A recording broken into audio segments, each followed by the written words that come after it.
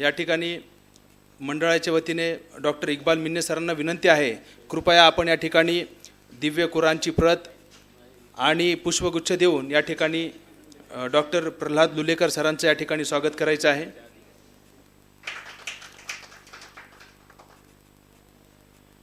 चालण्यासाठी वाट असते, वाटेसाठी चालणं नसतं, उंच भरारी घेणाऱ्याला आभाळाचं भान नसतं, या उक्तीप्रमाणेच या ठिकाणी आजचा हा सत्कार कार्यक्रम होत आहे। दिव्य कुराणची प्रत या ठिकाणी इक्बाल मिन्ने सरांना विनंती आहे, कृपया आपण या ठिकाणी अनंत भवरे सरांना या ठिकाणी दिव्य कुराणची प्रत, कोरडे सर, गांधी भवनचे अध्यक्ष मच्छिंद्र गोरडे सर यांना आपण दिव्य कुराणची प्रत तसेच पुष्पगुच्छ देऊन या ठिकाणी स्वागत करायचं आहे। या ठिकाणी अनंत भवरे सरांना दिव्य कुराणची प्रत व पुष्पगुच्छ भेट देताना या ठिकाणी डॉक्टर इक्बाल मिन्ने सर, या ठिकाणी आरिफ सरांना विनंती आहे, कृपया आपण या ठिकाणी कार्यक्रमाचं प्रास्ताविक करावं।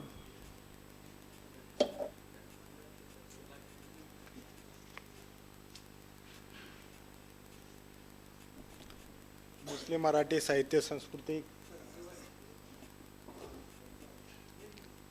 मुस्लिम मराठी साहित्य सांस्कृतिक मंडळ आयोजित प्रतिभा वर्धन या शिबिराला आदरणीय गुरुवर्य प्रल्हाद लुलेकर सर या ठिकाणी या कार्यक्रमाचे उद्घाटक म्हणून आपल्याला लाभलेले आहे। त्याचबरोबर मच्छिंद्र गोरडे सर, अनंत भवरे सर आणि इथे जमलेले सर्व रसिक जनांना या ठिकाणी मुस्लिम मराठी साहित्य सांस्कृतिक मंडळाच्या तर्फे आपण आज 3 दिवसीय कार्यशाळाचं आयोजन या ठिकाणी केलेलं आहे आणि या कार्यशाळाचं आयोजन करण्यापाठीमागची भूमिका म्हणजे जे काही मुस्लिम विद्यार्थी आहे की या विद्यार्थ्यांनी मराठी भाषेचं अद्ययावत ज्ञान प्राप्त कशा पद्धतीने होईल त्यासाठी आपण या कार्यशाळेची शिबिराचं आयोजन या ठिकाणी केलेलं आहे। आता या ठिकाणी आपण प्रतिभा वर्धन हे जे नाव दिलेलं आहे तर काही ठिकाणी आपण साहित्यशास्त्राच्या अंगाने जर विचार केला, प्रतिभा ही वेड्याची बहीण आहे आणि जे काही संस्कृत पंडित आहे त्यांनी प्रतिभा ही दैवी देणगी आहे असं म्हटलेलं आहे, परंतु माझ्या मते प्रतिभा ही देवी देणगी नाही, तर या ठिकाणी तुम्ही त्या अंगानं प्रशिक्षण जर घेतलं तर खऱ्या अर्थाने तुम्ही त्या क्षेत्रामध्ये तुम्ही त्या विषयाचे राजे होऊ शकता। कथा, कादंबरी, नाटक, चरित्र, आत्मचरित्र, प्रवास वर्णन हे जे काही साहित्य प्रकार आहे या साहित्य प्रकार कशा पद्धतीने हाताळायचे या अनुषंगाने या शिबिराचं या ठिकाणी आयोजन केलेलं आहे। तर जे काही मुस्लिम विद्यार्थी आहे त्यांच्या मनामध्ये मराठी विषय असणारी एक भीती आहे किंवा त्यांचा गोड गैरसमज असा असतो की मराठी भाषा ही आमच्यावर लादलेली आहे।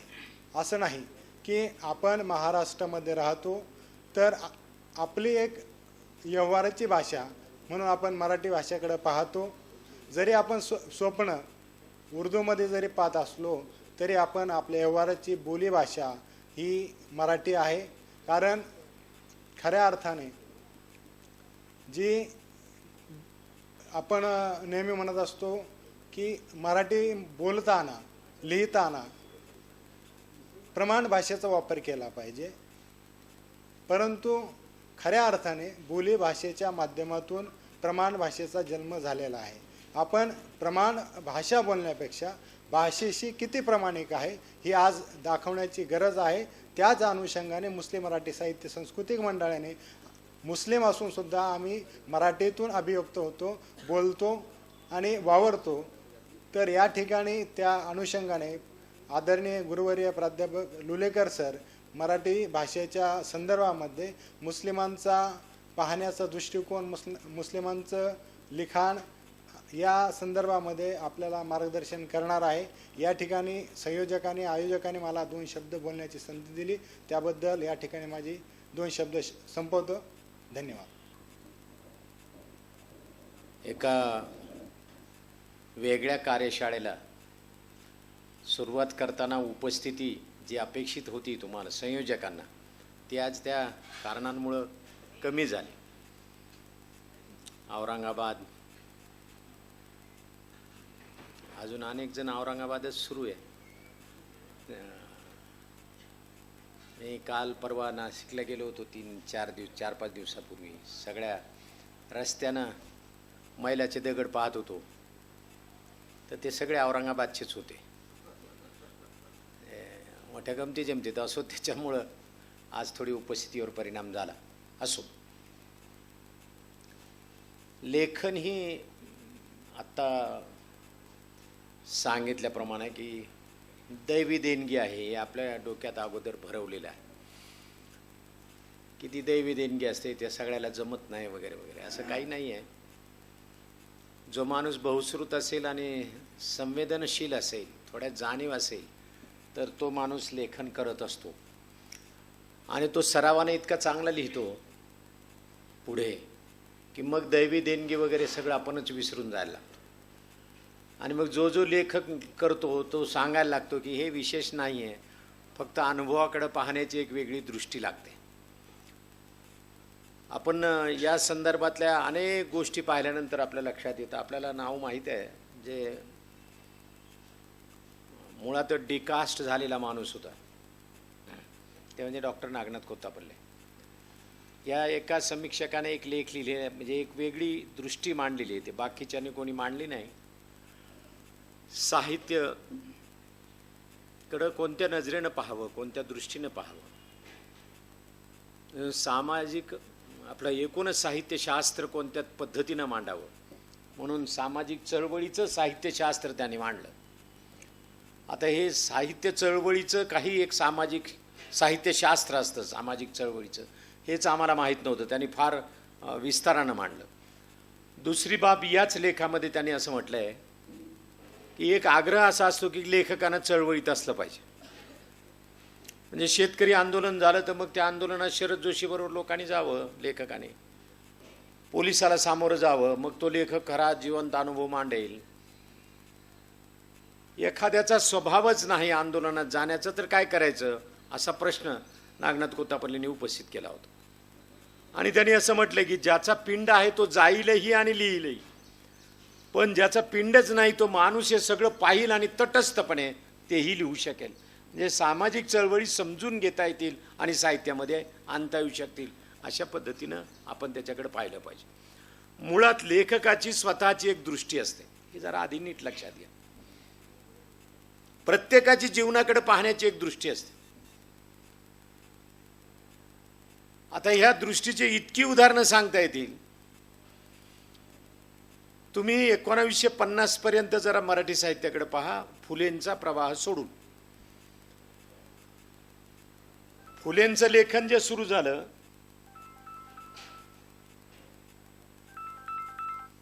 कार्यक्रमात ते नंतर करतो, एका कार्यक्रमात ते नंतर करतो.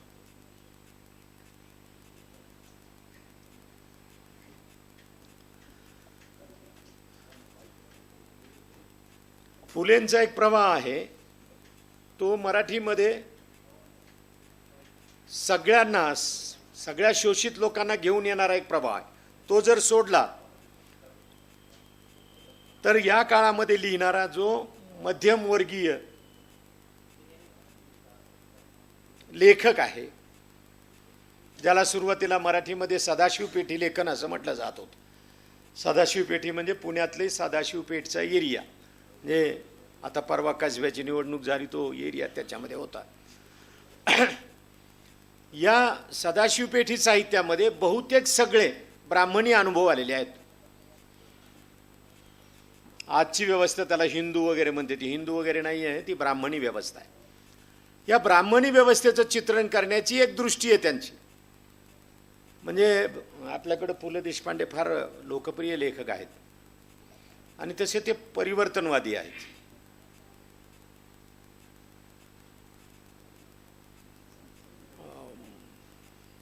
आचार्य अत्रे परिवर्तनवादी आहेत.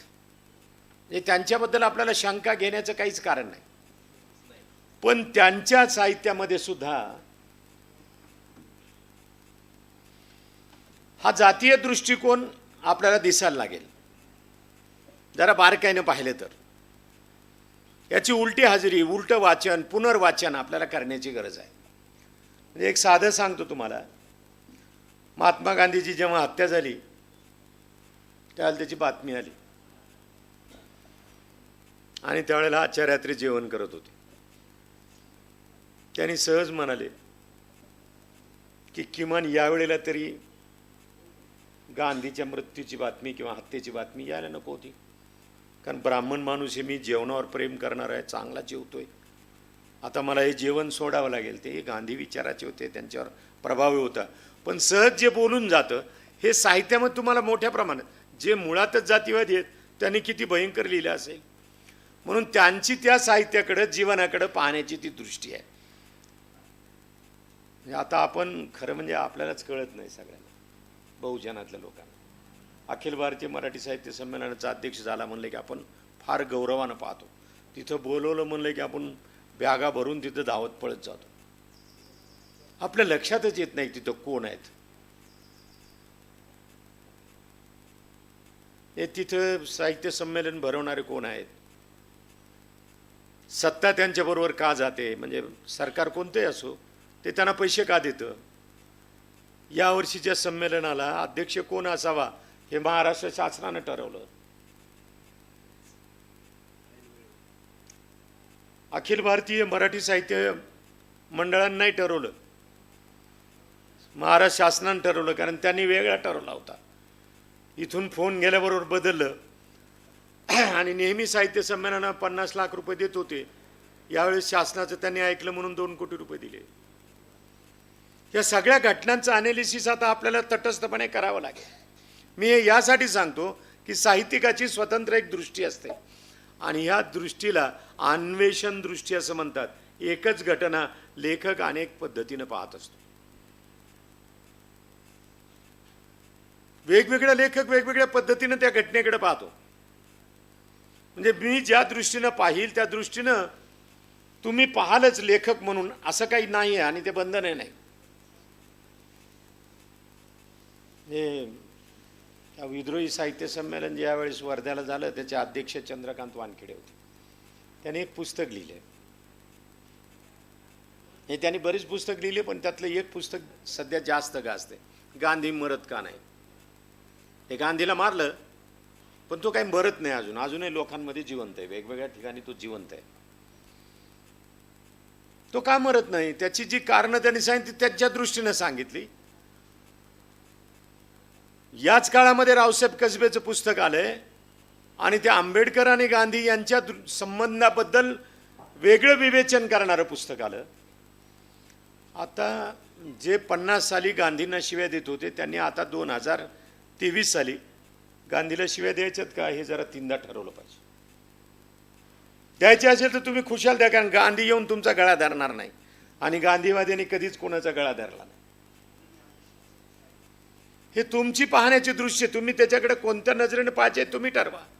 फक्त तुम्हाला जीवनानुभव कसा घ्यायचा हे तुम्ही ठरवलं पाहिजे. एका लेखाचा संदर्भ मुद्दा म्हणून सांगतो आपल्याला लिहिण्याच्या बाबतीतला, कारण लेखन कसं करावं आणि का करावं, कारण अनुभव असल्याशिवाय लिहू नये.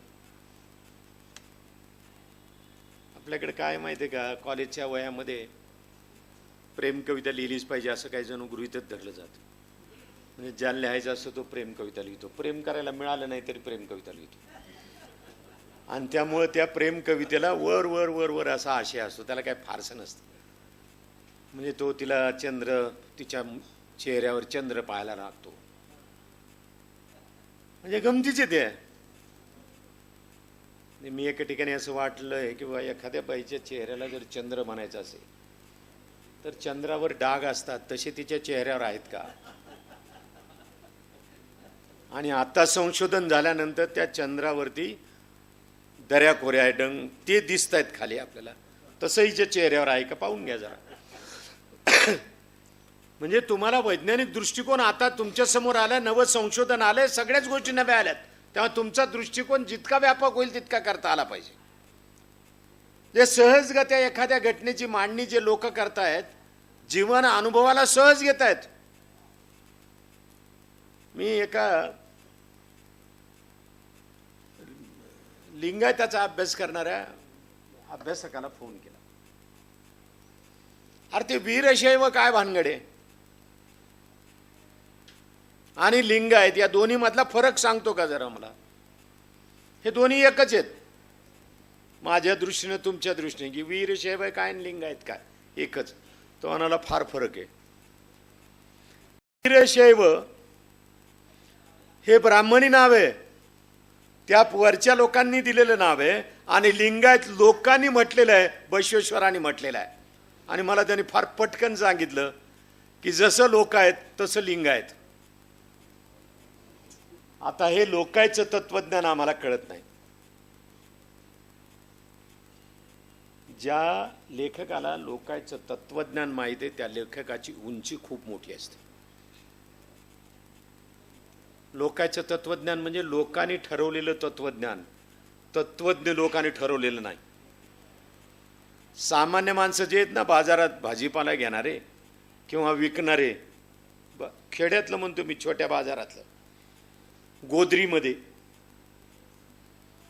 त्यांचा जीवनानुभव वेगळा आणि व्यापाऱ्यांचा वेगळा ना. आठवडी बाजारात तिथंच शेव काढतात, तिथंच भजे काढतात, तिथंच चिवडा करतात आणि विकतात. ते आणि हल्दीरामचं दुकान नागपूरचं, याच्यामध्ये फार फरक आहे. याच्या रोज रोजचा नफा निघाला तर बस झाला, त्याला अजून एक मजला वाढवायचा आहे. हा जीवनाकडे पाहण्याचे जरा असे वेगवेगळे दृष्टिकोन आपण समजून घेतले तर लक्षात येईल की याला जे लोकांचं तत्वज्ञान कळतं, लोक जे बोलतात ते कळतं.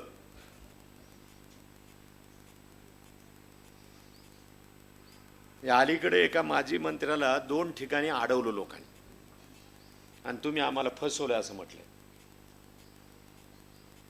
आणि ते जे लोक आहेत ज्यांच्याबद्दल खोक्याचा वगैरे प्रचार केला जातो, ते असं समजतात की आपण लोकांना बनवू शकतो, गेलं नोटा वाटल्या की आपण निवडून येऊ. पण ते सामान्य शेतकऱ्यांनी जेव्हा परवा नाशिक जिल्ह्यात त्या माजी मंत्र्याला अडवून सांगितलं की तुम्ही आम्हाला धोका दिला, तेव्हा हे सामान्य लोकांचं तत्वज्ञान जे आहे ते नीट समजून घेतलं पाहिजे.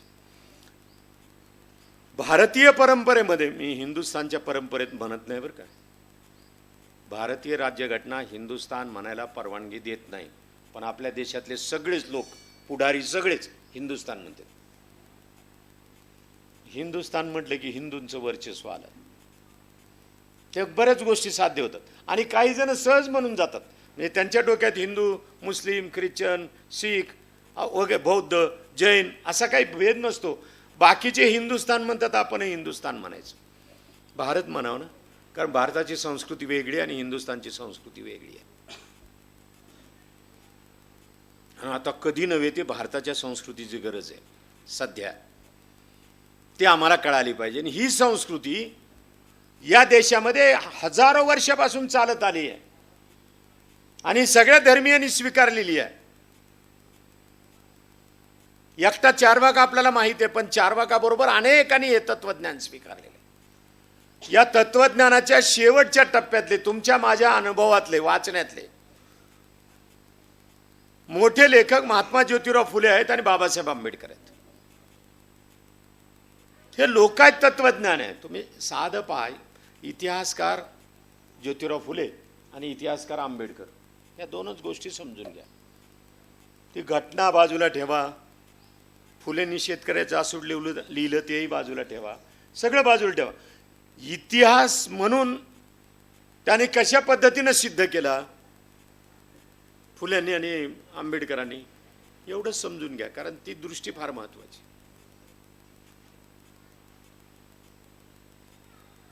तो कोण वामन आला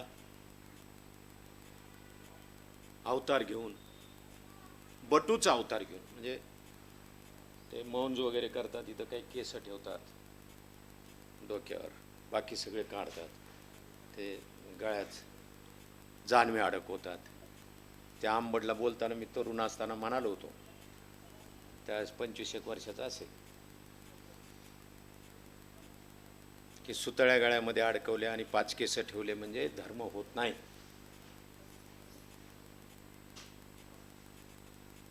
ते फार लोकांना लागलं होतं. तिथं ते आमचं अंबड म्हणजे संघाचं जालना जिल्ह्याची राजधानी होतं.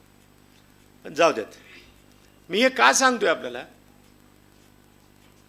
वामन आला ही थाप आहे आणि एक वेगळा संदेश वामनाच्या माध्यमातून या लोकांना पारंपरिक सनातनी लोकांना आपल्याला द्यायचा आहे. तो साळुंकेने उलगडून दाखवला. ज्योतिराव फुलेंनी वेगळंच सांगितलं. ज्योतिराव फुले म्हणाले, ज्याला पाताळात गाडला तो आमचा आदर्श राजा आहे, जनतेचा आदर्श राजा. तिथे सगळ्यांना न्याय होता, सगळे समान होते. हा एक नवा इतिहास एका कथेतून ज्योतिरावांनी मांडला. त्यांनी जे तत्वज्ञान सांगितलं इतिहासासंदर्भात, बाबासाहेबांनी ते विस्तारानं हुबेर शुद्राजमध्ये मांडलं. काय म्हणाले बाबासाहेब हुबेर शुद्राजमध्ये? जेवढ्या लोककथा आहेत त्या घ्या, त्याचा फापट पसारा केलेला, ज्याला जशी कल्पना सुटली तशी त्यानं ती कथा पांगवली, ती जाळून टाका आणि मूळ सूत्र जे आहे तेवढं घ्या, त्याच्यात तुम्हाला इतिहास सापडेल. आणि मी त्यातून इतिहास सिद्ध करतो. म्हणून शिवाजीचा संपवलेला इतिहास जो उघड झाला त्याला कारण ज्योतिराव फुले आणि बाबासाहेब आहेत. त्यांना तो सामान्य लोकांचा, रयतेचा राजा वाटतो.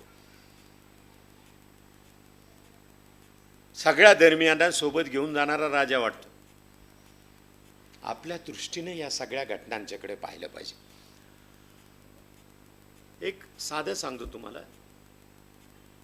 बाबासाहेब आंबेडकर असं म्हणाले होते की मराठवाडा महाराष्ट्रामध्ये सामील करू नका. तो विदर्भातही नकोय. काय लीड लक्षात घ्या बरं, मी सहज नाही सांगते. मराठवाड्याची संस्कृती वेगळी आहे. इथे जातीयवाद आहे पण तो वेगळा आहे, तो कुणाला डॉमिनेट करत नाही. पश्चिम महाराष्ट्रामध्ये मराठा डॉमिनेशन आहे. मराठा जातीतले लोक बाकीच्यांना डॉमिनेट करतात. इथं तसं नाही. जातीवाद आहेच पण डॉमिनेशन नाही. उलट सगळ्यांना सोबत घेऊन जाण्याची, सर्व धर्मियांना सोबत घेऊन जाण्याची एक संस्कृती मराठवाड्यानं विकसित केलेली आहे. आणि त्यांनी वेरूळ अजिंठ्याचं उदाहरण दिलंय. बाकीच्या इतिहासही सांगितला महानुभावांनी वारकऱ्यांचा. हे सगळं जर समजून घेतलं तर आपली जीवनाकडे पाहण्याची दृष्टी बदलते. मग ज्योतिराव फुले जे म्हणाले की बरं झालं लहानपणी मला सवंगडी म्हणून मुसलमान मिळाले, म्हणून जीवनाकडे मी अधिक व्यापक दृष्टीने पाहू शकलो. ते जर मिळाले नसते तर व्यापक दृष्टीने पाहता आलं नसतं. मग आपले लोक होतं ना. फुले आपलं लोक करीत नाही. त्याचं कारण असं आहे की त्यांना लहानपणापासूनच सवंगडी मुस्लिम मिळाले आणि ते स्वतः त्यांनी लिहिले. पण आमची पूर्वग्रह दृष्टी पहा कशी येते. जेवढे वाङ्मयाचे इतिहास लिहिले, आता तुम्ही मराठी साहित्यातले निर्माते आहात, लेखन करणारे आहात. मराठीतले पहिले नाटककार कोण? वाङ्मयाचे इतिहास काढला की दुसरे सापडते. प्रत्यक्षामध्ये मराठीमधला पहिला नाटककार, जागतिक पातळीवरचा पहिला नाटककार महात्मा ज्योतिराव फुले आहे. आधुनिक कवितेचे जनक कोण म्हटलं की केशवसूत शिकवले जातात. आणि सगळ्या वाङ्मयाच्या इतिहासात केशवसूत लिहिलेत. केशवसूत व्यापक लिहिणारा मोठा कवी आहे. त्यांचं कवी पण नाकारण्याचं कारणच नाही. त्यांची नवा शिपाई कविता वाचली की सगळ्या जाती धर्मांना स्वतःमध्ये सामावून घेणारा आणि नवं जग निर्माण करू पाहणारा एक कवी आहे. नव्या दमाचा नवा शूर शिपाई मी आहे असं म्हणणारा कवी आहे. चतकोराने माझी भूक जाणार नाही म्हणतो. मी एका पंथाचा नाही म्हणतो. असा एक मोठा कवी आहे. पण पहिली आधुनिक कविता त्यांनी लिहिली का नाही. पण सगळ्यांनी ते सांगितलं केशवसूतच आहे. त्यांना आम्ही शिकवत राहिलो. आता मी 39 वर्ष मास्तरकी केली, केशवसूतच सांगत होतो. त्यातली 30 वर्ष तरी मी केशवसूत सांगत होतो. नंतर कळालं की केशवसूत नाही आहेत, सावित्रीबाई फुले आहेत, ज्यांचा आज स्मृतिदिन आहे. चांगल्या दिवशी तुम्ही प्रारंभ केला की सावित्रीबाईचा आज स्मृती दिन आहे, ज्या सगळ्यांसाठी जगल्या. फातेमा शेख त्यांच्यासोबत होत्याच सगळ्या निर्माणामध्ये, आणि सगळी दुनिया अंगावर घेत भांडणं करत पेशवाईच्या राज्यात, पेशवाईचं मानसिक साम्राज्य होतं ते गेलं होतं, तरी त्यांचं दडपण प्रचंड होतं. तिथे या बाईने काम केलं. ती बाई पहिली आधुनिक कवयित्री आहे. मराठी कवितेची जनक म्हणून सावित्रीबाईचा उल्लेख व्हायला पाहिजे. आत्ता अलीकडे 350 पानाचं पुस्तक आलंय, सावित्रीबाई फुलेंची कविता ही पहिली कविता आहे. जीवनाकडं आपण या दृष्टीनं पाहिलंच पाहिजे. मुळामध्ये मुस्लिम मराठी साहित्य सांस्कृतिक मंडळ जर हे आयोजित करत असेल तर या अनुषंगानं थोडंफार तरी विवेचन केलं पाहिजे. सगळ्या मराठी साहित्याचं वाचन केलं तर आपल्या लक्षात येतं की मुस्लिमांचं चित्रण जे काही आलेले ते फारसं चांगलं नाही. म्हणजे ज्यांनी केलं त्यांनी ते तर मारामाऱ्या करणारा दाखवला, चोऱ्या करणारा दाखवला, मजुरी करणारा दाखवला, पंक्चर करणारा काढणारा दाखवला वगैरे वगैरे. तो इतका खरंच असा आहे का? माणूस म्हणून त्याच्यात काही वेगळेपण आहे का?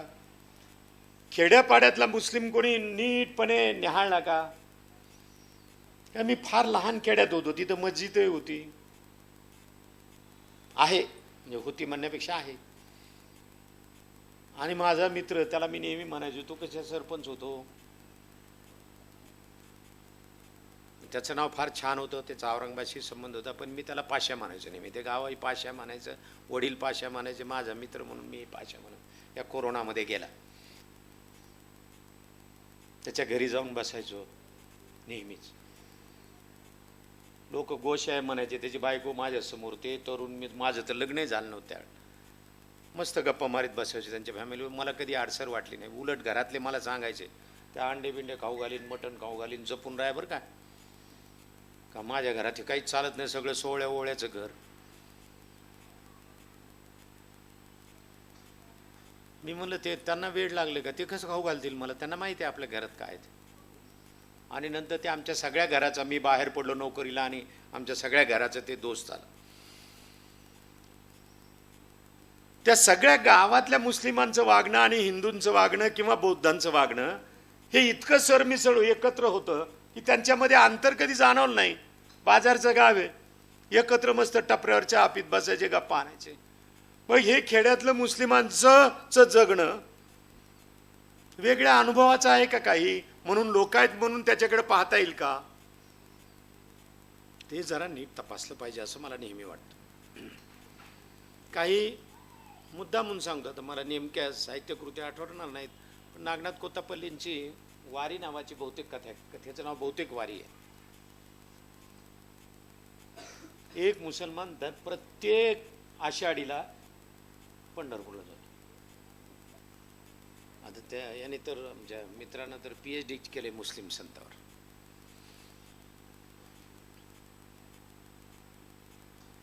दर आषाढीला पंढरपूरला जायचं, न थकता आयुष्यभर त्याने ते केलं, पण शेवटच्या टप्प्यामध्ये हातपायच थकले, जाता येत नाही. दिंडी समोरून चालली पण त्याला जाता येत नाही दिंडीत, अस्वस्थ होतो. ती अस्वस्थता डॉक्टर नागनाथ कोत्तापल्लींनी इतकी सुंदर मांडली.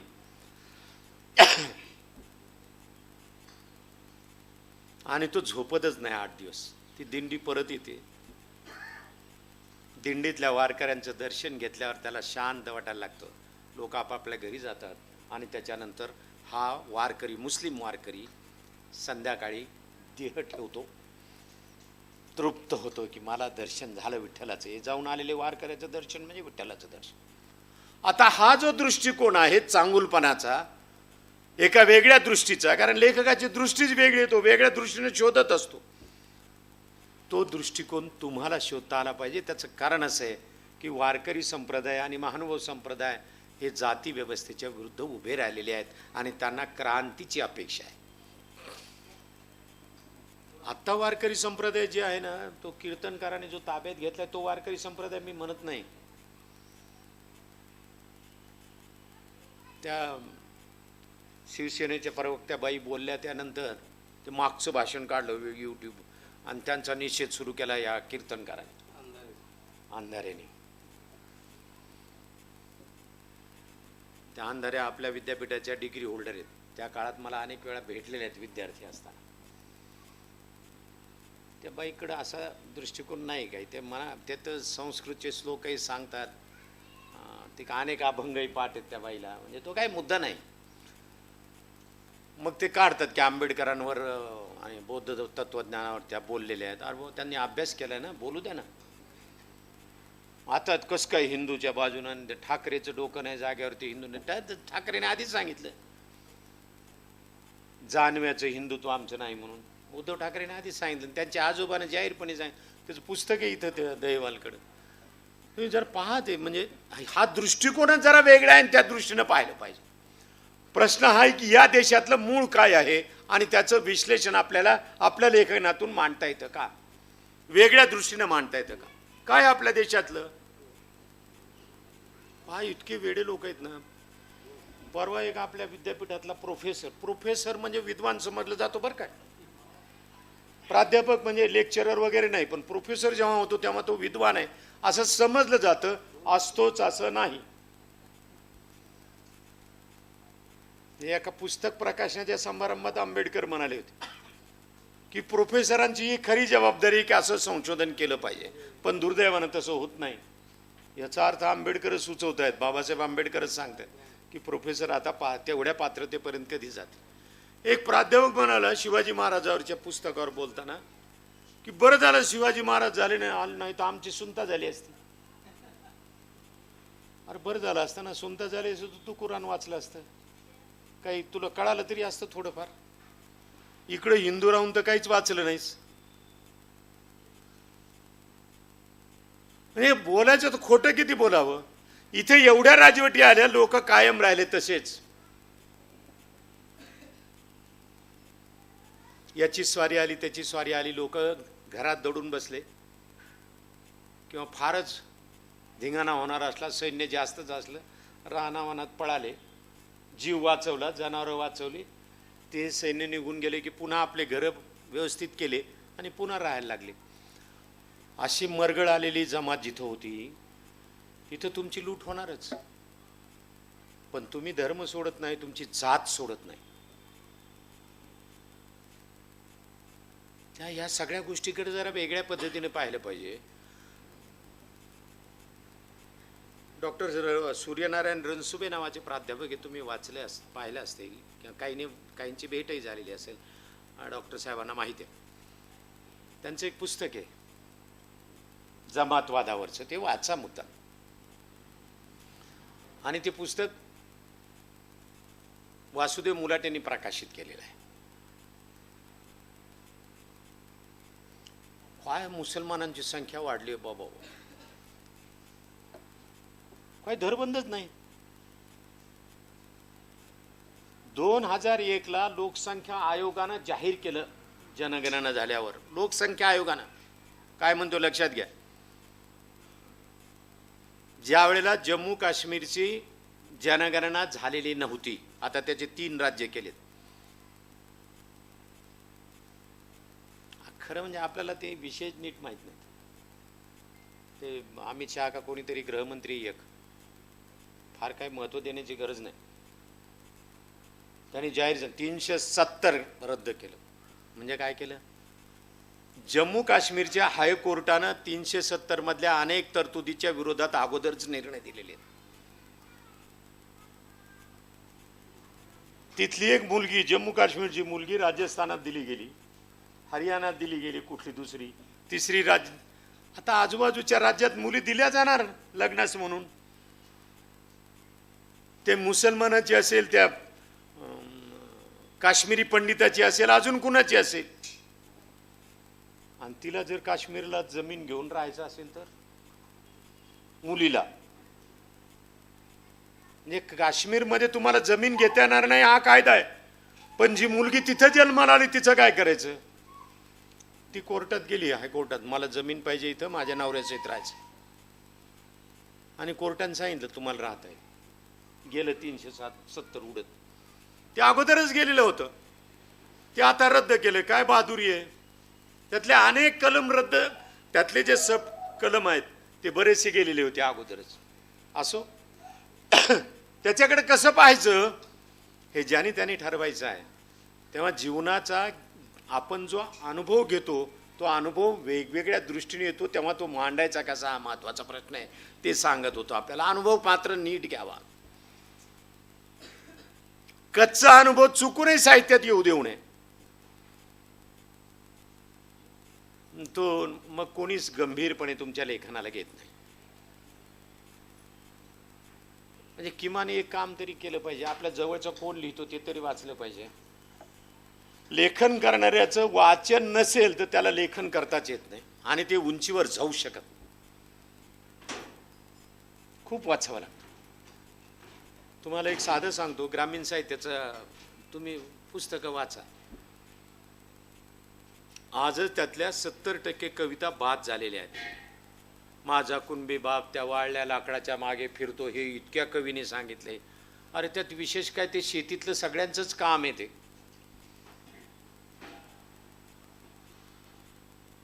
एक साधा संदर्भ सांगतो आपल्याला, किती व्यापकपणे शेतीच्याकडे पाहिलं पाहिजे. शेतकरी एका जातीतला असतो का कधी? अनेक कार्यक्रमांना जातो, लोक म्हणतात हा शेतकरी कुटुंबातून आलेला आहे. म्हणजे तुम्हाला काय मराठा म्हणायचं आहे का, माळी म्हणायचं आहे का, धनगर म्हणायचं, कारण हे 3 लोक शेतीवर जगतात प्रामुख्याने. पण त्याबरोबर अनेक जातीतले लोक त्या शेतीवर जगत असतात. हे कळायला पाहिजे. 1938 साली मुंबईमध्ये शेतकऱ्यांचा मोर्चा निघाला. 25,000 लोक मोर्चात होते आणि या मोर्चाचं नेतृत्व करत होते डॉक्टर बाबासाहेब आंबेडकर. देशातला पहिला शेतकऱ्याचा मोर्चा आंबेडकरांनी काढलाय हे अनेकांना माहित नाही.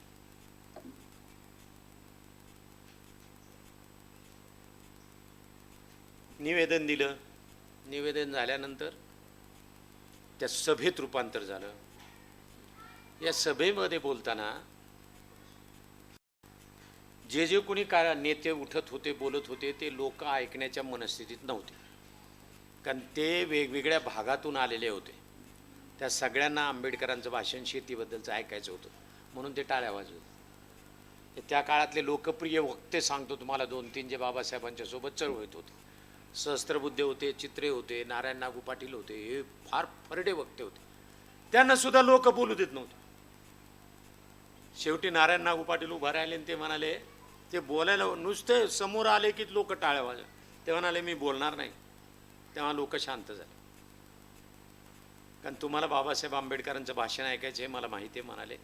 त्याने बाबासाहेबांचं नाव सुचवलं. बाबासाहेबांनी भाषण केलं आणि ते म्हणाले, माझ्या विनंतीला मान देऊन कोकणातून, नगर नाशिकमधून, पुणे, सातारा, सांगली, कोल्हापूरमधून, गुजरातमधून तुम्ही आलात. मी तुम्हाला मनापासून धन्यवाद देतो. आणि पुढं ते म्हणाले, तुम्ही जात विसरलात हे महत्त्वाचं आहे. कारण शेती कोणी एका जातीचा आणि धर्माचा माणूस करत नसतो. ब्राह्मण जसा शेती करत असतो तसा मुसलमान करत असतो, मागासवर्गीय करत असतो तसा अमुक करत असतो. असे जातीचे नावं घेऊन त्यांनी सांगितलं सगळेच लोक शेती करत असतात. आता हे आम्हाला एकदा कळालं की सगळ्या जातीतले लोक शेतकरी असतात की मग आम्हाला शेतकऱ्याकडे पाहण्याचा दृष्टिकोन बदलावा लागतो. पण आज तसा तो नाही आहे. सत्यवाल्याकडे नाही आणि सत्याच्या बाहेर असणारे जे आहेत त्यांच्याकडे तो दृष्टिकोन नाही. म्हणजे तुम्ही सहज सर्वे केला की आंबेडकर शेतकऱ्याबद्दल बोलले माहिती आहे का, ते म्हणतील काय संबंध आहे, ते तर दलितच आहेत. दुसऱ्या दलितांना जर विचारलं ते म्हणते नाही नाही ते बुद्धाचे आहेत. बाबासाहेब आंबेडकरांना लहान करत करत कुठपर्यंत आणलंय आपण लक्षात घ्या. हा आपल्या दृष्टीचा परिणाम आहे. थोडी दृष्टी व्यापक करून गेलं पाहिजे तरच ते जमेल. पण त्यासाठी अनुभवाने वाचन, बहुश्रुतता येणं फारच महत्त्वाचं आहे.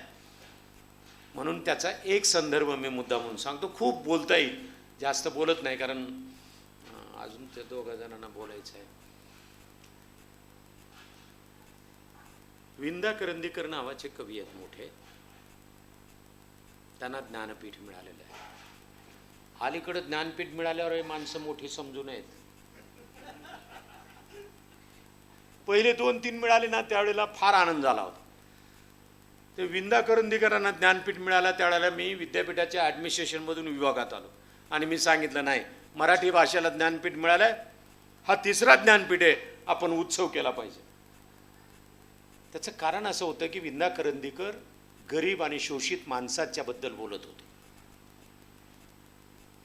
ते अगोदर हिंदू महासभेत होते, त्यांच्या लक्षात आलं चूक झाली, ते बाहेर पडले, चिडले ते हिंदू महासभेवर. नंतर त्यांनी गांधीवर प्रेम केलं आणि शेवटी ते फुले, आंबेडकर आणि मार्क्स याच्याबद्दल बोलायला लागले प्राध्यापक म्हणून. ते इंग्रजीचे प्राध्यापक होते आणि त्यांच्याच हाताखाली काम करणारा एक प्राध्यापक सरप्लस झाला. शिक्षणाचा पॅटर्न बदलला. तर या 2-4 वर्षात इतके हाल होणार आहेत प्राध्यापक आणि शिक्षकांचे. नवं शैक्षणिक धोरण आलंय नव्या सरकारचं. या ते म्हणतात नवीन शैक्षणिक धोरण आहे, 10 वर्ष व्हायला लागलेत या सरकारला, तरी ते म्हणतात आम्ही नवीनच आहे. अजून सगळा देश विकल्याशिवाय ते काही जुने होत नाही. सुरुवातीला ठरलेलं होतं घटना स्वीकारल्यानंतर की जेवढे सार्वजनिक उद्योग उभा करता येतील तेवढे करावेत आणि जनतेच्या हिताची कामं करावीत. घटनेच्या स्वीकारानंतर हे ठरलेलं देशाचं धोरण आहे. आणि आता जेवढे विकता येतील तेवढे विकावं, सरकारचं नियंत्रण असू नये, सरकारच विकून टाकावं अशी स्थिती आली आहे. आणि विकलेलंच आहे सरकार. अदानीच्या बाजूला ज्या दिवशी बोलायला उभं राहिलं त्या दिवशी आपण समजायचं की आपलं काही राहिलेलं नाही. मित्रांनो, मी हे यासाठी सांगतो की जीवनाकडे पाहण्याचे सगळे दृष्टिकोनच बदलत चालेत. ते आपल्या हामिद खान, मौलाना अबुल कलाम आझाद विद्यापीठात जे अध्यासन केंद्र केलं त्याचे ते प्रमुख होते. ते मला म्हणाले तुम्हाला चर्चासत्रात बोलायचं. म्हणलं माझा आझादांचा अभ्यास नाही. उगी कुठेही कशाला उभं करता. त्यानं तुमचा अभ्यास नाही असं होऊच शकत नाही, तुम्ही बोला. म्हणलं बरं. एक प्राध्यापक माझ्यावर होते, ते प्राध्यापक होते, विद्वान होते, त्याच्यामुळं मी म्हणलं बोलू द्या, त्या सगळ्यांना सगळेच बोलणं होत आलं. एक म्हणाल ते पूर्ण मुसलमान होते. आझाद हे पूर्ण मुसलमान होते. मी मध्ये त्यांना म्हणलंय की बा त्यांचं पूर्ण नाव सांगायचं एकदा. मौलाना आझाद. अहो मला अजून असेल ना काही. ते काय त्यांना आठवेना. मग त्यांनी ते भाषण तसंच. नंतर मी वर आल्यावर सांगितलं मला अजून हे माहीतच नाही की पूर्ण मुसलमान कसा असतो ना अर्धा मुसलमान कसा असतो. ते जरा तत्वज्ञान मला समजून घ्यावं लागेल. माझा अभ्यास अपुरा आहे. या देशावरती मुसलमान, हिंदू याच्या पलीकडे जाऊन, शीख, बुद्ध, जैन या धर्माच्या पलीकडे जाऊन प्रेम कसं करावं देशावर, हे फक्त मौलाना अबुल कलाम आझाद यांनीच आम्हाला शिकवलं. हे कळालंच नाही आम्हाला. म्हणजे त्यांचं मौलाना हे नाव नाही, अबुल हे नाव नाही, ह्या सगळ्या पदव्या आहेत आझादपर्यंत. आता हे गंमतच झाली. मग मूळ नाव काय आहे? ते मुस्तजीब खान बसलेले होते म्हणून आज असते तर बरं झालं. ते म्हणाले सांगून टाका सगळं. ही सगळी आपली अवस्था आहे, आपला अभ्यासच नाही. मी म्हणालो त्यांनी गुब्बारे खातीर जे लिहिलं ते जरी आपण वाचलं, माझी खूप इच्छा आहे कोणीतरी ते मराठीत अनुवाद सुंदर पद्धतीने आला पाहिजे आणि ते लोकांपर्यंत गेलं पाहिजे, शासनानं न्यावं.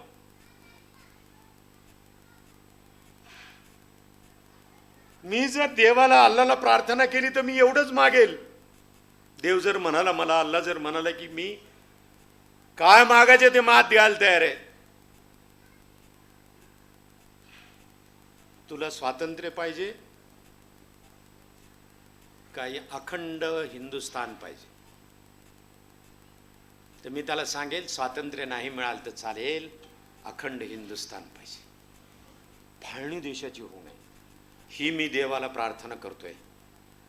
एवढी इच्छा असणारा माणूस कोण असू शकतो? कारण ते पुढे लिहित आहेत त्या गुब्बारे खातीरमध्ये, हिंदू मुसलमानांची फाळणी ही जगाच्या इतिहासावर परिणाम करणारी आहे, म्हणून देशाची फाळणी होऊ नये असा विचार ज्याच्या दृष्टीला असतो तो वेगळ्याच दृष्टी घेऊन लिहित असतो, पण त्याला अनुभवच लागतो.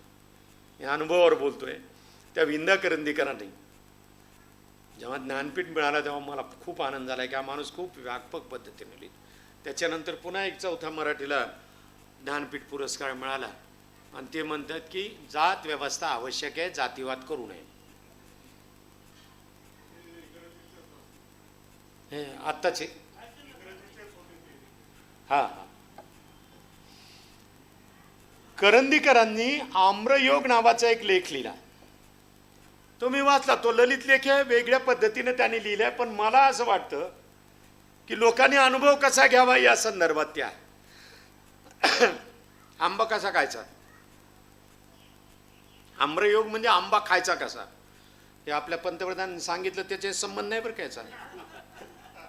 आपल्या पंतप्रधानांनी फारच वेगळं सांगितलंय कसा खावा, काय खावा. आणि ते विचारणारा आहे मोठा ऍक्टर, त्यांनी आंबा खाल्ला का नाही काय माहित आहे, असं ते सगळं चाललं होतं. अशा मुलाखती काही उपयोगाच्या नसतात पंतप्रधान सारख्या पदावरच्या.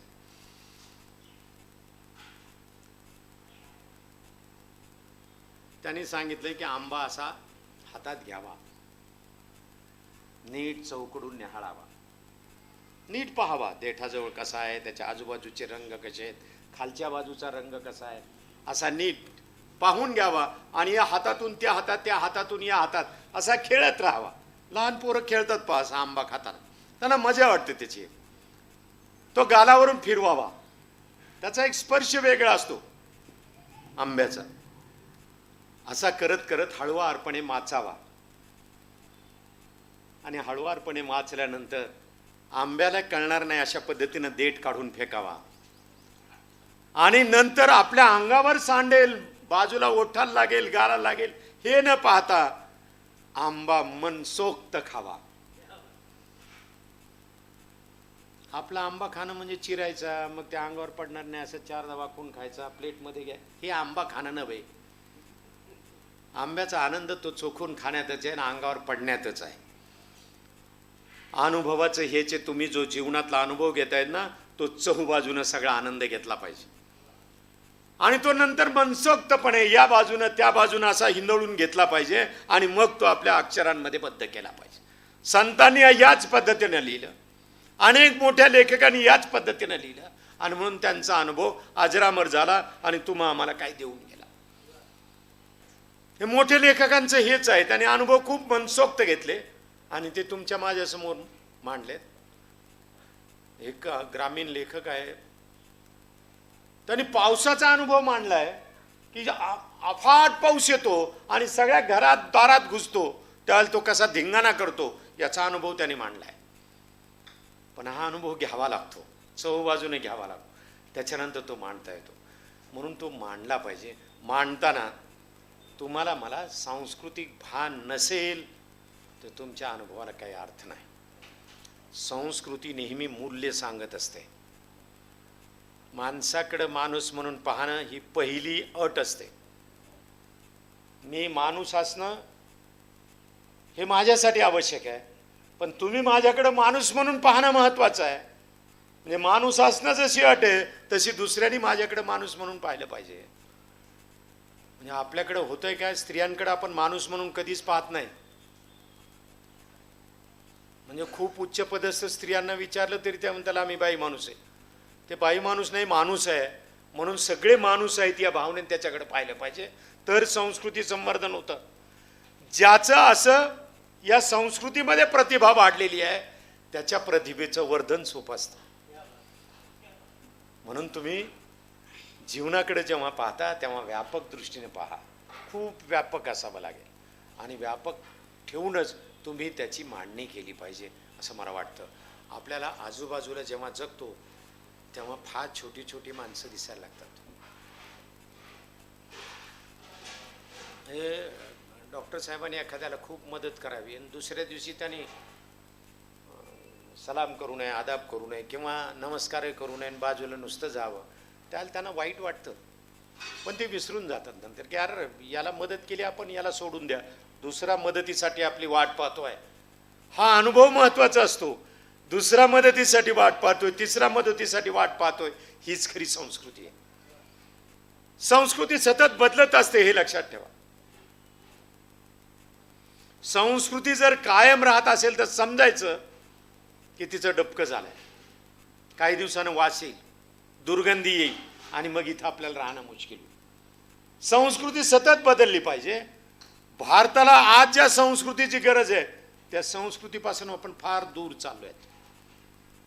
1950ला आपण ठरवलं होतं की एक नव्या संस्कृतीचं निर्माण आम्ही करणार आहोत. कोणती संस्कृती? संविधानाने दिलेली संस्कृती.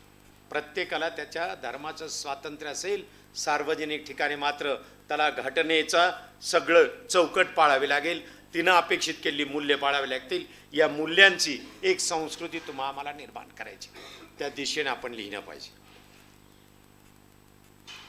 स्वातंत्र्य, समता, बंधुता आणि काय सामाजिक न्याय. आपले लोक एवढे बावळट ना, काय बोलतील याचा नेम नाही रे. भारतीय संविधान जे आहे ना ते फ्रान्समधून घेतलं, अमेरिकेकडून घेतलं, इकडून घेतलं, तिकडून. अरे त्या संविधान सभेमध्ये शेवटच्या भाषणात बाबासाहेब आंबेडकरांनी स्पष्टपणे सांगितलंय. दुसऱ्या काही सदस्यांची त्याबद्दलची भाषणं आहेत. एक तर अलीकडे लाडका सिद्धांत आलाय सरकार बदलल्यापासून. एकट्यानेच लिहिलं का संविधान? कसं शक्य एकट्या आंबेडकरांना लिहिता आहे ना? आता यांना कधी विद्वत्ताच माहीत नाही की बाबासाहेब आंबेडकरांसारखी विद्वत्ता असू शकते, हेच माहीत नाही. कमिट्या होत्या, कमिट्यानं सांगितलं असं असं असावं. म्हणजे काय असावं? त्याला फ्रेम मध्ये बसवणं हे काम बाबासाहेबांनी केलंय आणि त्याला एक सामाजिक अर्थ दिलाय. आणि बाबासाहेबांनी असं म्हटलंय की हे स्वातंत्र्य फ्रान्समधलं नाही, ही समता फ्रान्समधली नाही. परवा आपल्या देशाचा एक मंत्री त्या नागालँडमध्ये सांगत होता की माझा पक्ष इथं आलाय, त्यांचे 2 आमदार निवडून आले तिथं, स्त्री पुरुष समानतेसाठी आम्ही काम करू. आज तिथं स्त्री पुरुष समानता अगोदरच आहे. निवडणुकीच्या काळामध्ये 8 दिवस, मतदानाच्या दिवसाच्या 8 दिवस अगोदर गावामध्ये दारूच्या बाटल्या येणार नाहीत, पैसे येणार नाहीत, काही येणार नाही. यासाठी शासनाच्या मदतीशिवाय स्त्रिया गावाच्या बाहेर, छोट्या छोट्या गावाच्या बाहेर हातात दंडुके घेऊन बसतात नागालँडमध्ये. आणि आलेलं सामान प्रत्येक गाडी त्या चेक करत, पोलिसाला जुमानत नाही. त्या बाटल्या दिसल्या तर नीट समोर ठेवतात, दगडावर फोडतात, फेकून देतात, नोटा त्यांच्याकडून काढून घेतात आणि जा म्हणतात. आणि कुणीच बोलू शकत नाही. किती मोठा आला तरी त्या स्त्रियांना रोखू शकत नाही. त्यांचं म्हणणे तुम्ही वाटोळ करताय लोकशाहीची. आता ते त्या गावाच्या आसपासच्या परिसरातल्या येणाऱ्या गाड्यांना जुमानत नाही, तर त्या बाकीच्या संमतीची वाट पाहतात का तुमच्या? आणि हा मंत्री सांगतो की तुम्हाला समता देण्यासाठी आलाय आमचा पक्ष. काय बेडेपण आहे. फ्रान्समधली समता, स्वातंत्र्य आणि बंधुतासाठी भारतीय राज्यघटनेमध्ये ती मूल्य आलेली नाहीत. या देशानं कधी कुणाला स्वातंत्र्य दिलंच नव्हतं, जातीच्या बाहेर, धर्माच्या बाहेर. तेव्हा ज्याला त्याला स्वातंत्र्य असेल, सगळ्यांना समानतेनं वागवलं जाईल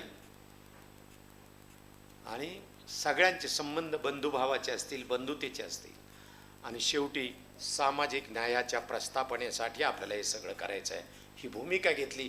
ही मूल्य भारताच्या संदर्भात आहेत आणि ही निर्माण करणारं, ही संस्कृती निर्माण करणारं, या मूल्यांवरची आधारित संस्कृती निर्माण करण्याचं आव्हान लेखकांसमोर आहे.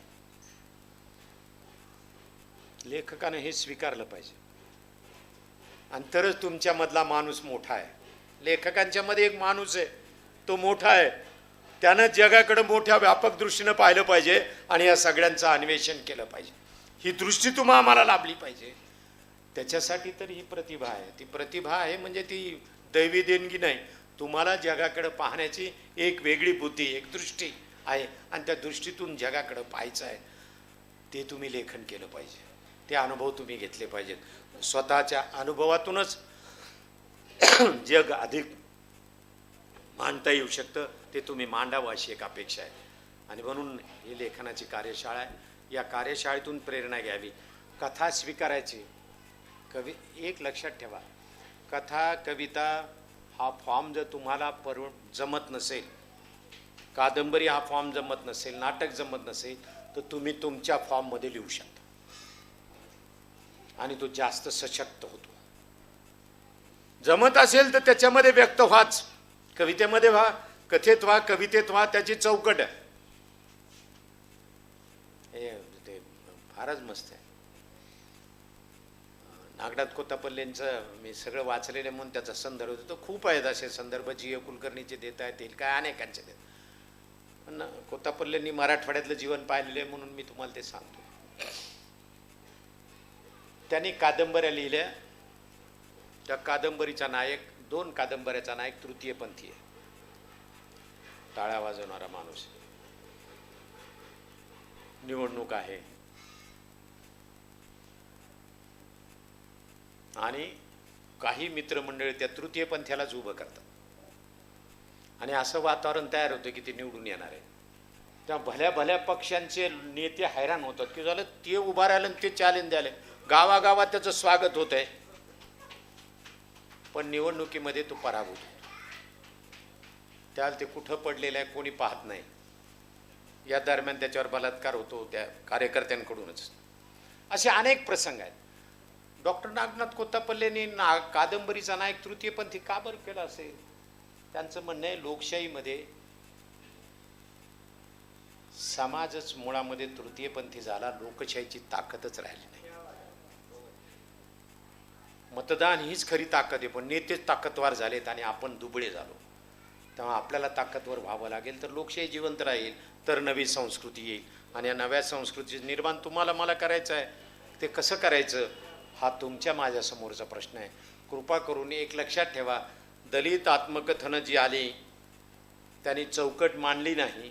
कोणी कादंबरी सारखं लिहिलं आहे, कोणी लेखांसारखं एक एक अनुभव लिहून काढलाय, कुणी दैनंदिनी लिहिली. आत्मकथनामध्ये फॉर्मच नाही आणि तरी ते सशक्त झालंय. म्हणून मी म्हणतोय की कथेचा एक फॉर्म आहे. कोत्तापल्ले असं म्हणाले होते की कथा दीर्घ असली तर चालेल, पण त्याची कादंबरी होऊ नये. त्याची कादंबरी होऊ नये अशीच कथा असावी. आणि म्हणून त्यांनी दीर्घकथा त्या पद्धतीने लिहिल्या. आपला अनुभव किती मोठा आहे याच्यावरून त्याचं व्याप किती मोठा होतो, ती कलाकृती किती मोठी होते हे अवलंबून आहे. त्यामुळे तुमचा अनुभव इतका वेगवेगळा. एक लक्षात ठेवा, माणूस कधीच वाईट नसतो आणि माणूस कधीच सज्जन नसतो. पूर्ण चांगला माणूस आणि पूर्ण वाईट माणूस असा असूच शकत नाही. हा, माणसांमध्ये गुणदोष असतातच. त्याच्यासह स्वीकारून तुम्हाला काही निर्माण करता आलं पाहिजे साहित्यात, आणि हे करण्याची जबाबदारी तुमची माझी आहे. आणि म्हणून मी आपल्या या लेखन कार्यशाळेला शुभेच्छा देतो. त्याचं उद्घाटन असं झालं असं जाहीर करतो आणि उत्तम लेखन आपल्याकडून होईल. पण इतरांचं वाचत वाचत पुढं जावं लागेल एवढं लक्षात ठेवा. आणि खूप लिहा. दुर्दैवानं मुस्लिम लेखकांची संख्या खूप कमी आहे, खूप कमी आहे. आणि जे होतं त्याची चर्चा फार कमी होते. मला माहीत आहे आमच्या डॉक्टर साहेब खूप त्यांना असं वाटतं की याची चर्चा व्हावी, त्या चर्चा व्हावी, याने लिहावं त्याने लिहावं. त्या दिशेनं आपण गेलं पाहिजे. जे एका बाजूला जसं शिक्षण वाढलं पाहिजे असं सगळे सांगतात, तसं दुसऱ्या बाजूला तुमचा अनुभवसुद्धा लोकांपर्यंत गेले पाहिजेत. म्हणून लेखन वाढलं पाहिजे. या सगळ्यांसाठी शुभेच्छा देतो आणि थांबतो. आपल्या कार्यक्रमासाठी doctor Ishtiaq Ansari sir, neurosurgeon, MGM hospital हे उपस्थित राहिलेले आहेत. मी इक्बाल मिन्ने सरांना विनंती करतो की सर आपण या ठिकाणी पुष्पगुच्छ देऊन सरांचं स्वागत करायचं आहे. डॉक्टर इश्तियाक अन्सारी सर या ठिकाणी उपस्थित आहेत. यानंतर राज्यघटनेचे विश्लेषक माननीय अनंत भवरे सर या ठिकाणी आपलं मनोगत व्यक्त करतील. मुस्लिम मराठी साहित्य सांस्कृतिक मंडळाच्या वतीनं प्रतिभा वर्धन या माध्यमातून आपण जी काही साहित्याविषयीची, लेखनाविषयीची जी काही मांडणी आहे त्या मांडणीला हात घालताना फार महत्त्वाचं लक्ष आपण देणं गरजेचं आहे. कारण साहित्य आणि साहित्यिक ह्या दोन्ही एकाच नाण्याच्या बाजू आहेत. वाङ्मयीन प्रकार जे असतील, कथालेखन असेल, ललित लेखन असेल, प्रवास वर्णन असेल, काव्य असेल, गद्य असेल, आत्मकथन असेल, कादंबरी असेल, दीर्घकथा असेल वगैरे, या साहित्य प्रकाराच्या माध्यमातून जर विचार केला तर साहित्यिकावर आणि साहित्यावर एवढी जबाबदारी आजच्या काळामध्ये येऊन पडलेली आहे की त्यासाठी एक उदाहरण द्यावं लागतं. ज्या ठिकाणी 100% लोकशाही शासन प्रणाली आविष्कारित असते. ज्या ठिकाणी 100% लोकशाही शासन प्रणाली आविष्कारित असते अशा काळामध्ये साहित्य आणि प्रशासन आणि लोकशाही शासन प्रणाली याचा कसा संयोग असतो ते आपल्याला एका उदाहरणामधून मी आपल्याला समजून देतो. एखादा मेंढपाळ रानामध्ये आपल्या मेंढ्या घेऊन जातो चारायला आणि मेंढ्याला चारत असताना दिवसभर चारल्याच्या नंतर संध्याकाळी जेव्हा घरी आणतो तर त्या मेंढ्यांना घरी आणत असताना त्याच्या हातामध्ये जी काठी असते ती काठी समोर जे मेंढरू असेल त्या काठीच्या इशाऱ्याने त्या समोरच्या मेंढराची दिशा बदलत असते योग्य दिशानं. आणि त्या पहिल्या समोरच्या मेंढराची योग्य दिशा बदलली त्याच्या पाठीमागचे मेंढरं आपोआप त्याच्या पाठीमागे जातात. आणि हा मेंढपाळ आपल्या त्या काठीच्या इशाऱ्यानं समोरच्या मेंढराची दिशा बदलत असतो. आता या लोकशाही 100% शासन प्रणालीमध्ये साहित्याची काय भूमिका आहे ते उदाहरणामधून सांगतो. हा मेंढपाळ म्हणजे साहित्यिक. त्याच्यात हातातली काठी म्हणजे संपूर्ण राजकीय पक्ष आणि समोरचं मेंढरू सर्वसामान्य जनतेतला कार्यकर्ता आणि त्याच्या मागचे मेंढरं म्हणजे संपूर्ण सर्वसामान्य जनता. ही 100% लोकशाही शासन प्रणालीमध्ये असलेली अशी अवस्था होती. परंतु 4,500 वर्षामध्ये पूर्वी आपल्या देशात सिंधू संस्कृतीच्या माध्यमातून 100% लोकशाही शासन प्रणाली होती आणि ग्रीकमध्ये सुद्धा होती समकालीन. आणि त्या काळामध्ये अशा पद्धतीची आता सांगितलेल्या उदाहरणानुसार प्रतीकं होती. परंतु या 4,500 वर्षाच्या वेगवेगळ्या उलाढालीमुळं आज अशी अवस्था निर्माण झाली या मेंढपाळाची जागा राजकीय पक्षांनी राजकारण्यांनी घेतली. हातातली काठी साहित्यिक झाला आणि मग साहित्याची काठीमुळं समोरचा जो कार्यकर्ता आहे तो दिशाहीन होऊन पळतो आणि सर्वसामान्य जनता सुद्धा त्याच्या मागे जाते. याचाच अर्थ साहित्याची किती मोठी जबाबदारी आहे हे यामधून लक्षात घेतलं पाहिजे. साहित्याची एवढी मोठी जबाबदारी आहे त्याच्या इतकी जबाबदारी कुणामध्येच नाही. आणि त्यासाठी मृगाची अंगी कस्तुरीचा वास असे ज्याचा त्यास नसे ठावा. प्रत्येकाच्या हृदयामध्ये सद्सत विवेक बुद्धी असते, विवेक शक्ती असते. तिला आविष्कारित करण्याचं काम प्रत्येकाने केलं पाहिजे. सर म्हटले होते की कुणाला देवानं वगैरे धाडलेली जे काही प्रतिभा वगैरे तसं काही नाही. प्रत्येकाच्या हृदयामध्ये सद्सत विवेक बुद्धी असते, विवेक शक्ती असते. तिला आविष्कारित करण्यासाठी आपल्याला प्रयत्न करावे लागतात आणि तिला आविष्कारित झालं की निश्चितपणे आपली प्रतिभावर्धन झाल्याशिवाय राहत नाही. म्हणून या सद्सत विवेक बुद्धीला आविष्कारित करणं हे प्रथम कर्तव्य आपलं असलं पाहिजे. बरं, या सद्सत विवेक बुद्धीला मारून टाकण्याचीच सगळी व्यवस्था आज पण निर्माण झालेली आहे. ही सद्सत विवेक बुद्धी मारून टाकण्याचं काम कोण करतं? दारू, तंबाखू, बिडी, सिगारेट, अफू, गांजा, चरस अशी सगळी मादक पदार्थ आणि या सगळ्या मादक पदार्थातून निर्माण झालेला कोरडा अहंकार, गर्व या सगळ्या माध्यमातून आपली सद्सत विवेक बुद्धी मरून जाते. आणि सद्सत विवेक बुद्धी अशा पद्धतीनं मेल्यामुळं आपली विवेकशक्ती बाहेर पडत नाही आणि मग बाहेर पडत नसल्यामुळं सगळीकडं आपल्याकडं अराजकता आणि अनागोंदी माजण्याचं आज समाजामध्ये आपल्या देशामध्ये काय संपूर्ण जगामध्ये आहे. संविधानाच्या बाबतीत मी आज बोलणारच नाही, ते उद्या बोलणार आहे. संविधानाचं फार महत्त्व आहे, ते उद्या बोलणार आहे मी. परंतु साहित्याच्या माध्यमातून एवढंच सांगावंसं वाटतं. मी जास्त बोलणार नाही कारण लोलेकर सरांनी सर्व काही कन्सेप्ट समजून सांगितलेले आहेत. परंतु एवढं सांगावं वाटतं की या साहित्यिक ही काही मनोरंजनाची गोष्ट नाही.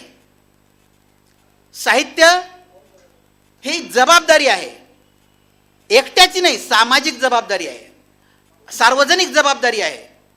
आणि ही जबाबदारी पेलणं प्रत्येकाला जमत नाही आणि ते जमण्यासाठी स्वार्थ त्याग आणि संघर्ष आणि त्यागच पाहिजे असतो.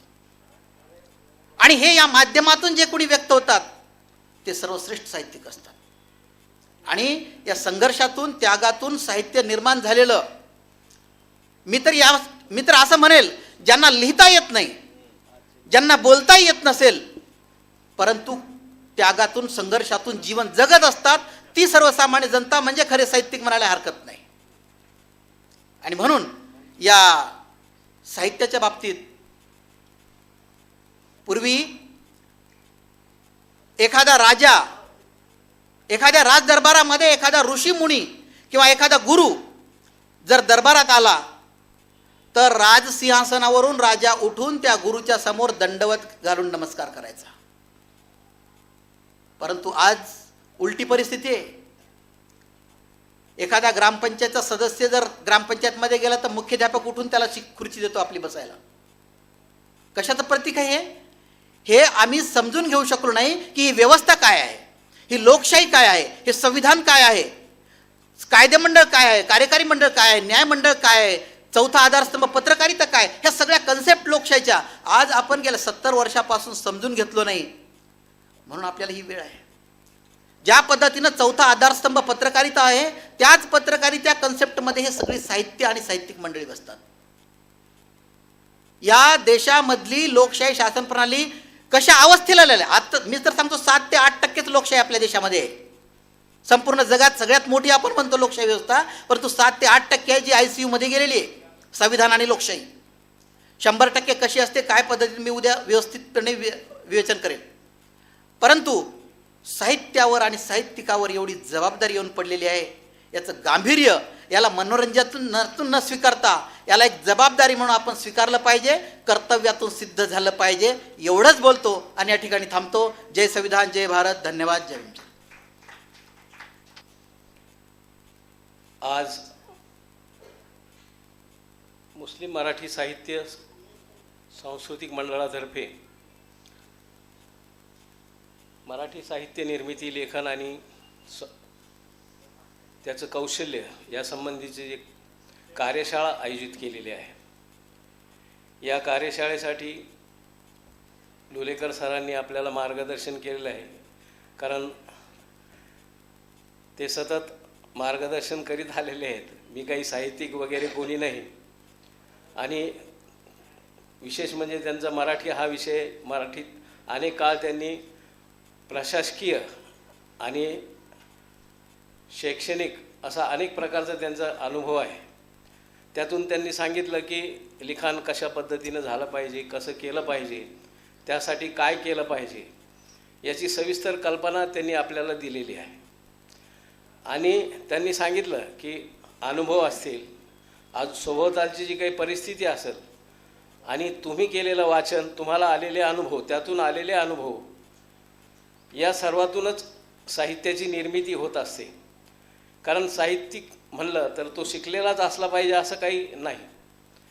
आपण पाहतो की बहिणाबाई चौधरी असतील, अण्णाभाऊ साठे असतील, तुकाराम महाराज असतील किंवा असे अनेक संत आहेत, अनेक असे वेगवेगळ्या प्रकारचे साहित्यिक आहेत की जे अजिबातच शिकलेले नाहीत, परंतु सभोवताली आलेले अनुभव, त्या काळात असलेली परिस्थिती, त्या सर्वांचं त्यांच्यावर जो परिणाम झाला त्याच्यातून ते साहित्य निर्माण झालेलं आहे असं मला वाटतं.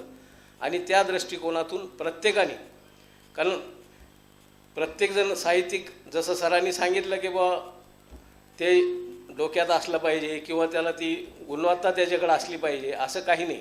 हे आपल्याला जसं काही लोकांनी सांगून ठेवलेलं आहे, परंतु आपण जर त्याचा अनुभव घेतला, आपण जर ती परिस्थिती पाहिली आणि त्या परिस्थितीतून लिखाण केलं तर निश्चितच चांगलं साहित्य उपलब्ध होऊ शकतं. आणि जसं विषय असा आहे की मुस्लिम साहित्यिकांनी किंवा मुस्लिममध्ये जे नवीन आता साहित्यिक होऊ लागले, कवी होऊ लागलेत, या लोकांनी मराठीतून लिहिण्याचा सराव करावा, मराठीतून कसं लिहावं, काय करावं, यासाठीच्या संबंधात ही कार्यशाळा आयोजित केलेली आहे. आणि याचं मार्गदर्शन पुढील काळात तुम्हाला होणारच आहे. आणि त्या दृष्टिकोनातून हे साहित्य लिहित असताना जसं आहे की आता अनेक ठिकाणी किंवा अनेक आंदोलनामध्ये असतील, अनेक स्वातंत्र्य लढ्यामध्ये असतील किंवा वेगवेगळ्या ठिकाणी अनेक मुस्लिमांनी त्या काळामध्ये त्या परिस्थितीमध्ये सगळे एक मिळून सगळे लढलेले आहेत. शिवाजी महाराजाकडे इतर सैन्य होतंच, त्यातही मुस्लिम लोक होते. किंवा स्वातंत्र्य लढ्यामध्ये काय नुसते इतर समाजच लढला असंही नाही, त्यामध्ये देखील मुस्लिम समाज होता. मग असे जे काही लोक असतील त्यांनी जे काही योगदान दिलेलं आहे ते बी जेलमध्ये गेले असतील किंवा वेगवेगळ्या प्रकारचं जे काही मटेरियल मिळत असेल ते प्रकाशित करण्याची आज आवश्यकता आहे. आणि त्यामधून ते प्रकाशित केलं तर बऱ्याचशा लोकांना बऱ्याचशा गोष्टी माहीतच नाही. आणि आज गांधी नेहरूंच्याबद्दल जे काही समजा खोटं नाटं जे काय असेल ते जेवढं काय प्रसिद्ध करता येईल तेवढं प्रसिद्ध करण्याचं काम चालू आहे. म्हणजे पण सावरकरचं उदात्तीकरण चालू आहे थोडक्यात. सावरकर बी काही एवढा हे नव्हता ना, बरं त्यांना जे काही केलेलं आहे सगळं लिखित आहे, पुराव्यासहित आहे. त्यांना काही फार मोठं हे केलेलं नाही, पण विशिष्ट एका समाजाला पुढं घेऊन, कारण पूर्वीच्या काळात जे काही लिखाण झालं ते एक विशिष्ट दृष्टिकोनातून झालेलं आहे असं मला वाटतं. हे मी माझं वैयक्तिक मत मानतो आणि त्या पद्धतीनं सगळं लिखाण झालेलं आहे. म्हणजे पूर्वीच्या काळात राजे लढाया करायचे एकमेकात, त्यांचे जे काही युद्ध होत होते ते एकमेकाचे वर्चस्व सिद्ध करण्यासाठी होत असतील किंवा काही अन्याय अत्याचार होत असतील त्यातून ते युद्ध झालेले असतील, परंतु त्याला एका वेगळ्या अर्थानं रंग देऊन वेगळ्याच अर्थाने एक वेगळा इतिहास लोकांच्या समोर दाखवायचा आणि त्यातून सगळ्यांना वेगवेगळं करायचं. आणि हे आम्ही भांडत राहिलो तरच त्यांचं फावतं आणि त्यांना संधी मिळते. जसं की आता अलीकडंच एक नवीन विषय सुरू करून दिला. मातंग लोक म्हणतात आम्हाला आता बौद्धात राहायचं नाही, आम्हाला आमचं स्वतंत्र द्या. म्हणजे कशाच होतं की आता ते म्हणते हे नेहमीच आमच्यावर हे करतात की बा या आंबेडकरमुळं तुम्हाला सवलती मिळतात, याच्यामुळं असं होतं तसं होतं. तर हे जे प्रकार आहेत अशा प्रकार आता इथून पुढे खूप होत जाणार आहे आणि यातून आपल्याला सतर्क राहण्याची गरज आहे. कारण आता हे वाद इथून पुढं असेच होणार आहे 2024 पर्यंत आणि 24 नंतरची परिस्थिती भयानकच असणार आहे. त्याचा विचार आज कोणी करायला तयार नाही. आणि म्हणून सगळ्या लोकांना मिळून आता ती खरी जबाबदारी तुमची आमची. राजकीय कोणताही नेता किंवा कोणत्याही पक्षाचा माणूस हे सगळं करू शकत नाही. हे जर बदल करायचा असेल तर तुम्हाला आम्हालाच आज जागरूक होण्याची आवश्यकता आहे. आणि त्या दृष्टिकोनातून हे जे काही चालू आहे याच्यावर वेगवेगळ्या प्रकारचं लिखाण प्रकाशित होण्याची आवश्यकता आहे. आणि त्या दृष्टिकोनातून ही कार्यशाळा किंवा जे काही चांगल्या गोष्टी असतील त्या लोकांसमोर आल्या पाहिजे, ज्या सत्य आहेत त्या लोकांसमोर गेल्या पाहिजे, लोकांपर्यंत पोहोचल्या पाहिजे. हे करण्याची जबाबदारी नवोदित साहित्यिक असतील, कवी असतील यांच्या माध्यमातून ती समाजापर्यंत पोहोचावी या एका उद्देशानं ही कार्यशाळा या ठिकाणी आयोजित केलेली आहे असं मला वाटतं. आणि या कार्यशाळेला मी या ठिकाणी शुभेच्छा देतो आणि या ठिकाणी थांबतो. जय हिंद, जय महाराष्ट्र. मुस्लिम मराठी साहित्य आणि सांस्कृतिक मंडळ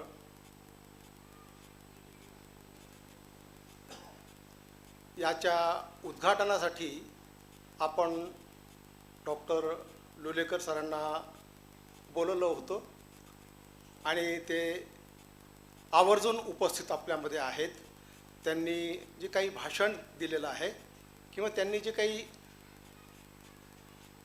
साहित्य आणि मुस्लिम समाज यांच्यामध्ये असणारं जे काही अंतर आहे ते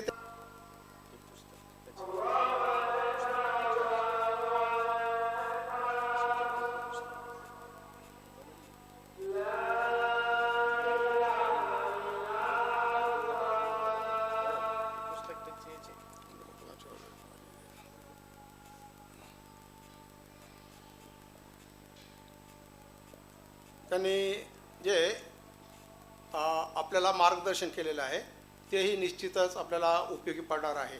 मी या ठिकाणी उपस्थित असणारे डॉक्टर इश्त्याक अन्सारी साहेब यांचेसुद्धा आभार मानतो. त्यांनी आपल्याला वेळ देऊन आपल्या कार्यक्रमाला शोभा आणली. त्याचबरोबर आता सध्या नवीन जे सभासद आलेले आहेत त्यांचासुद्धा मी आभार मानतो आणि हा कार्यक्रम इथंच संपलेला आहे. 5:30 नंतर हा कार्यक्रम पुन्हा सुरू होणार आहे.